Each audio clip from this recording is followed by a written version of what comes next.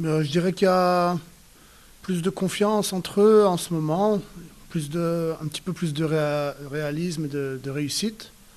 Tant mieux. Je pense on peut déjà, on peut quand même arriver avec plus de nombre dans la boîte et on peut toujours clairement deux, trois fois par match faire des meilleurs choix, le copain qui est un peu mieux placé et on force un peu la frappe, je dirais. Mais non, un peu des deux. Nicolas, veux-tu enchaîner avec une autre question? Pardon? Oui. Vous partez pour un périple de 2 matchs en 4 jours sur du turf. Est-ce que dans ces circonstances-là, les line-up pour les 2 matchs sont sensiblement décidés avant même le départ, en établissant qu'il va y avoir des rotations qui vont être nécessaires, ou c'est possible que le 11 d'Atlanta soit reconduit à Charlotte si les performances le justifient? Bon, pardon. Hier, on était encore à 2 jours après le match et -2 avant le match. Aujourd'hui, on a vu comment les gars se sont réveillés et ont checké avec le staff médical. On a une petite idée de ce qu'on a envie de faire, mais on ne sait jamais comment aujourd'hui ça va réagir et plus le voyagement. Donc on a une petite idée. Après, on est prêt à ajuster, mais les gars sont prêts. Maxime Troubert? Salut Laurent.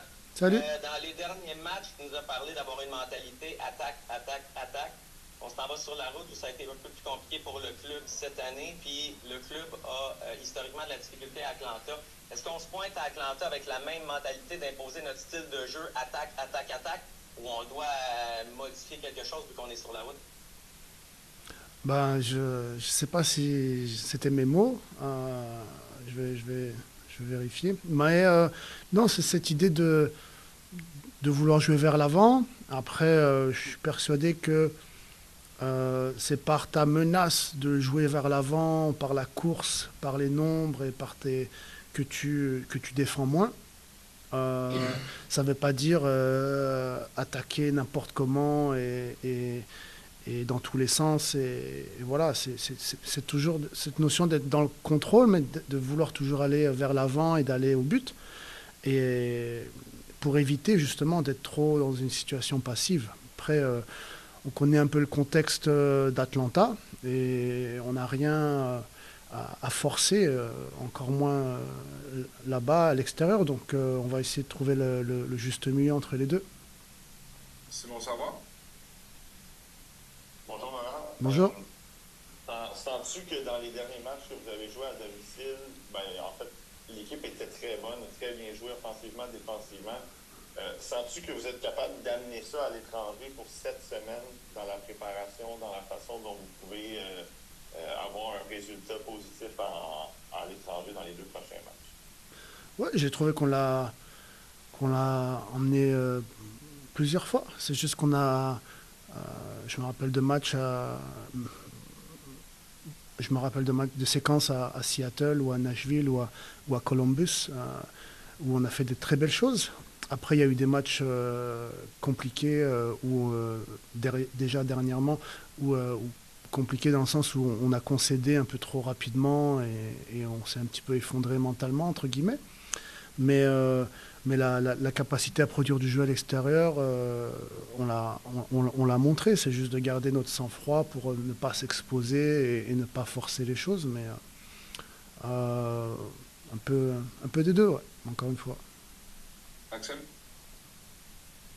Oui, Laurent, comment on approche 2 matchs sur synthétique quand on s'entraîne et on joue souvent sur naturel? C'est le jeu, c'est le soccer quand même, mais c'est différent sur du synthétique quand même. Il y a des particularités qui sont différentes. Est-ce qu'on va s'entraîner sur synthétique aujourd'hui à Montréal? Sur la route, est-ce qu'on va s'entraîner sur synthétique ou on continue de s'entraîner sur naturel puis on deal avec la réalité du synthétique une fois le match commencé? Ah, il y a synthétique et synthétique. Hein. D'un turf à un autre, c'est le jour et la nuit. Donc celui-là, il n'aurait aucune comparaison avec celui d'Atlanta. Et donc non. Mais c'est clair que c'est des particularités, non seulement dans le jeu en lui-même au jour J, mais aussi sur comment le corps reçoit ce changement, plus avec le voyage. Donc Donc c'est un petit peu particulier, ouais. Après, voilà, il y a pire. Y a pas, c'est pas non plus le facteur déterminant dans un mauvais sens ou dans un autre, mais c'est à prendre en compte.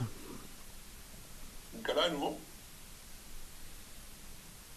Oui, j'ai juste une petite précision avant de poser ma question.